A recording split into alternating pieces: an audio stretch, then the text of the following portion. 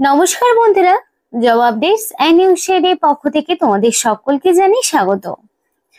তো বন্ধুরা, আজকে কথা বলবো ডিভিসির পক্ষ থেকে বের হওয়া মানে দামোদর ভ্যালি কর্পোরেশনের পক্ষ থেকে বের হওয়া সম্পূর্ণ একটি নতুন নোটিফিকেশন নিয়ে তোমাদের সাথে কথা বলবো, যেখানে তোমরা রাজ্যের 23 জেলা থেকে অ্যাপ্লিকেশন করতে পারবে, সেটা ছেলে হোক কিংবা মেয়ে।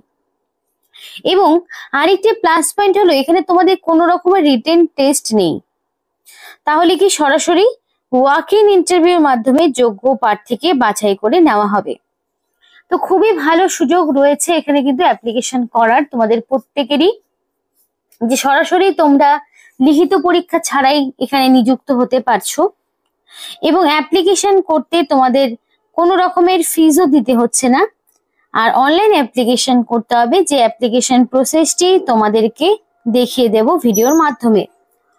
তো আশা করি সম্পূর্ণ ভিডিওটা দেখলে তোমরা নিজেরাই বুঝতে পারবে যে কিভাবে অ্যাপ্লিকেশন হচ্ছে আর কি পোস্টে কি বিজ্ঞপ্তি, কিভাবে তোমাদের নিয়োগ প্রক্রিয়া চলছে, বেতন কাঠামো কি রয়েছে। তো সেই সমস্ত A to Z আলোচনা হবে এই ভিডিওর মাধ্যমে, তার জন্য ভিডিওটি সম্পূর্ণ দেখতে হবে।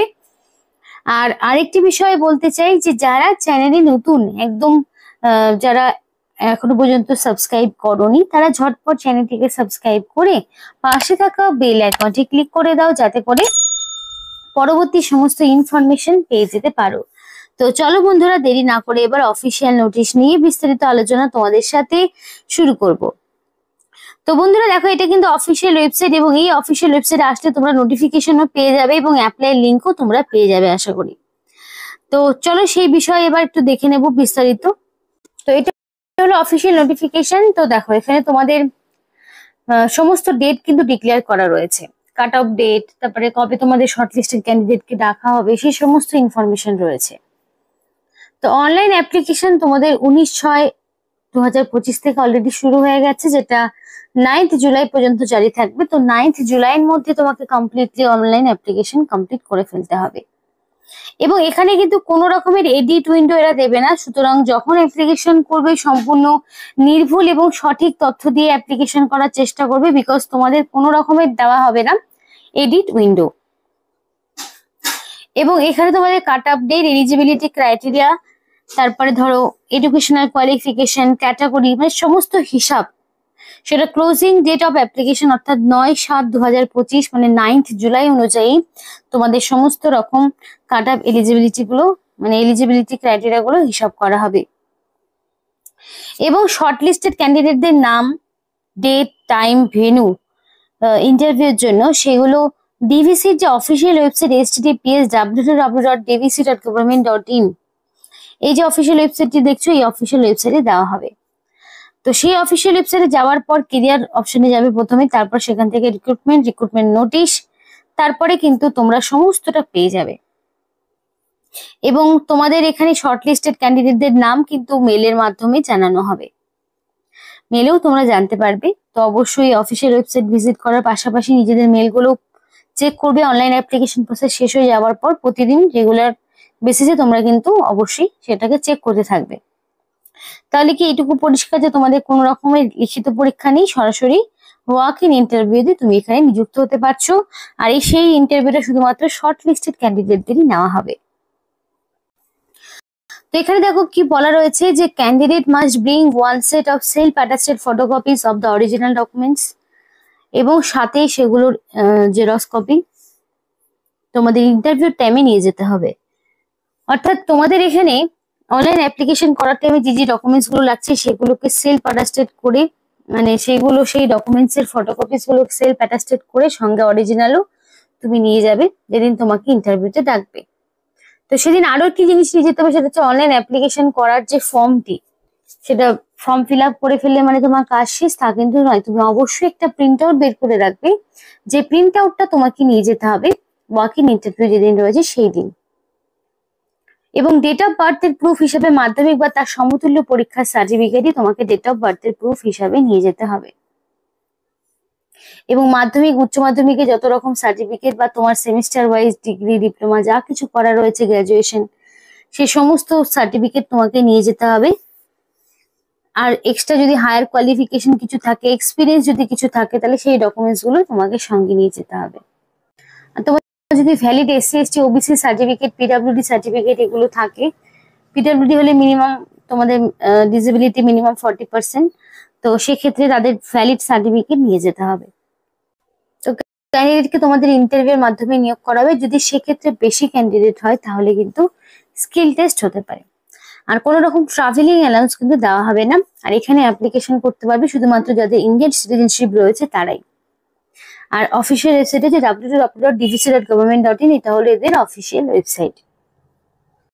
তো অনলাইন অ্যাপ্লিকেশন করার ক্ষেত্রে কি কি স্টেপ ফলো করতে হবে সেই স্টেপটা কিন্তু সম্পূর্ণ বলা রয়েছে।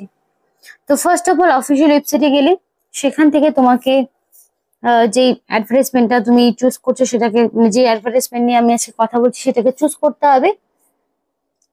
তারপর তোমাকে এখানে ফটোগ্রাফ, সিগনেচার এবং আদার্স রিলেভেন্ট ডকুমেন্টস গুলোকে আপলোড করতে হবে, অ্যাপ্লিকেশনের প্রিভিউ করতে হবে, তারপরে তোমাকে সেটাকে সাবমিট বাটনে ক্লিক করতে হবে।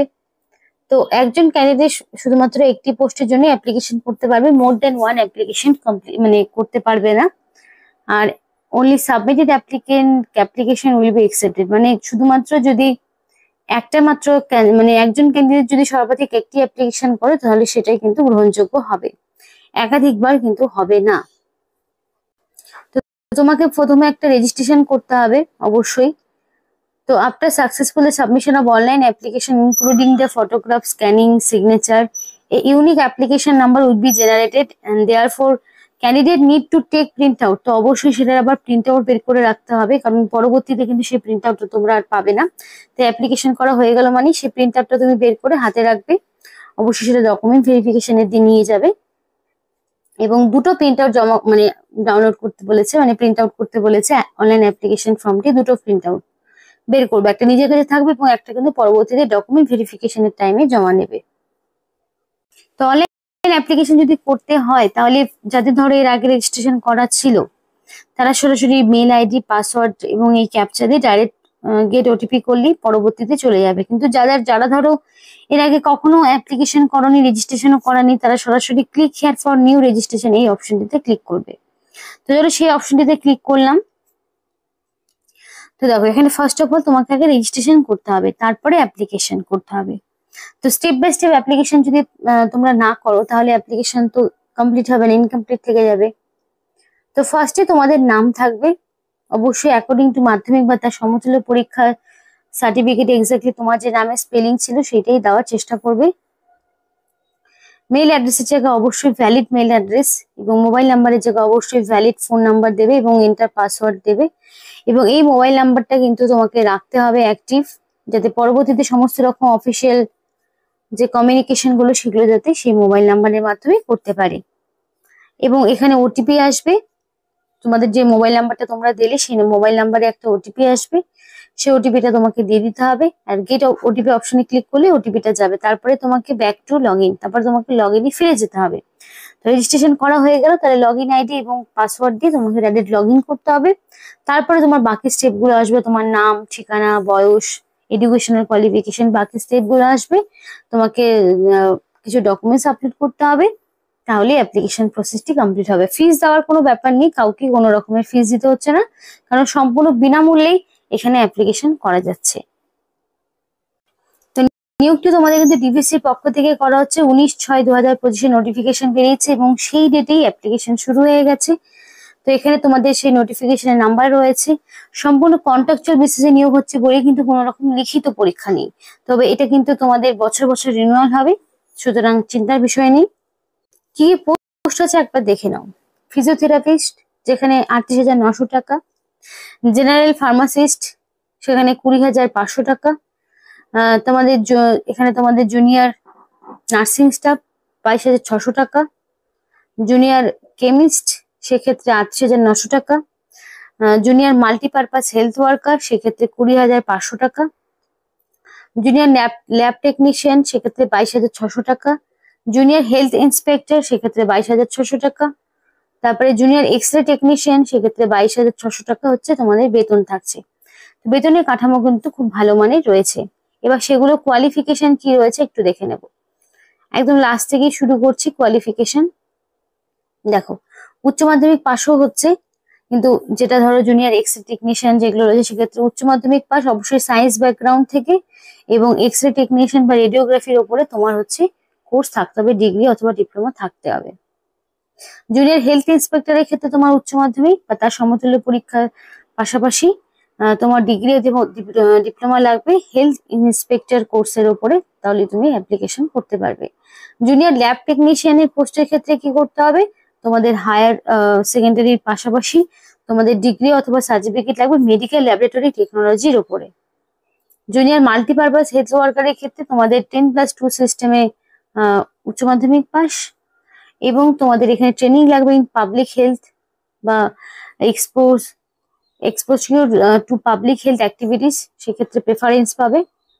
নইলে 10+2 সিস্টেমে যদি তোমরা এখানে উচ্চ মাধ্যমিক করো তাহলে সায়েন্স ব্যাকগ্রাউন্ড থেকে, তাহলেও অ্যাপ্লিকেশন করতে পারবে। জুনিয়র কেমিস্ট্রির ক্ষেত্রে বিএসসি লাগবে কেমিস্ট্রি অনার্স নিয়ে, এবং নার্সিং স্টাফের ক্ষেত্রে তোমাদের উচ্চ মাধ্যমিক সায়েন্স ব্যাকগ্রাউন্ড এবং তোমাদের নার্সিং এর উপরে অবশ্যই কোর্স করা থাকতে হবে। এবং জুনিয়র ফার্মাসিস্টের ক্ষেত্রে কিন্তু তোমাদের অবশ্যই থাকতে হবে, তোমাদের এখানে এক্সপিরিয়েন্স তো থাকতে হচ্ছে এটার ক্ষেত্রে, এবং উচ্চ মাধ্যমিক পাস সাথে 2 বছরের ডিপ্লোমা লাগবে ফার্মেসি নিয়ে। এবং ফিজিওথেরাপিস্টের ক্ষেত্রে উচ্চ মাধ্যমিক পাস এবং ডিগ্রি এবং ফিজিওথেরাপি নিয়ে তোমার অভিজ্ঞতা লাগবে, তাহলে তুমি অ্যাপ্লিকেশন করতে পারবে। তো এই ছিল বিভিন্ন রকম পোস্ট। তো এখানে কিন্তু অ্যাপ্লিকেশন করার যে পদ্ধতি সেটা তোমাদেরকে সম্পূর্ণ দেখাতে পারলাম না, কারণ যেহেতু আমি সেগুলো পূরণ করিনি। তো আশা করি স্টেপ যেভাবে বললাম সেভাবে যদি তোমরা অ্যাপ্লিকেশন করো কোনো রকম সমস্যা হবে না। কিন্তু যেই অ্যাপ্লিকেশনটা তোমরা করছো সেটা যাতে অবশ্যই নির্দিষ্ট সময়ের মধ্যে করে ফেলতে পারো, যেটা লাস্ট ডেট রয়েছে, এবং প্রয়োজনীয় যে ডকুমেন্টস গুলো রয়েছে সেগুলো তোমাকে অবশ্যই দিয়ে দিতে হবে। তো লাস্ট ডেট থাকছে 9 তারিখ। তো বন্ধুরা, এই ছিল আজকে সম্পূর্ণ ভিডিও। ভালো লাগলে অবশ্যই লাইক করো এবং চ্যানেলটিকে সাবস্ক্রাইব করে আমাদের সাপোর্ট করো। আমাদের সাথে থেকো, পাশে থেকো। আর ভিডিওটি সম্পূর্ণ দেখার জন্য তোমাদের সকলকে জানাই অসংখ্য ধন্যবাদ।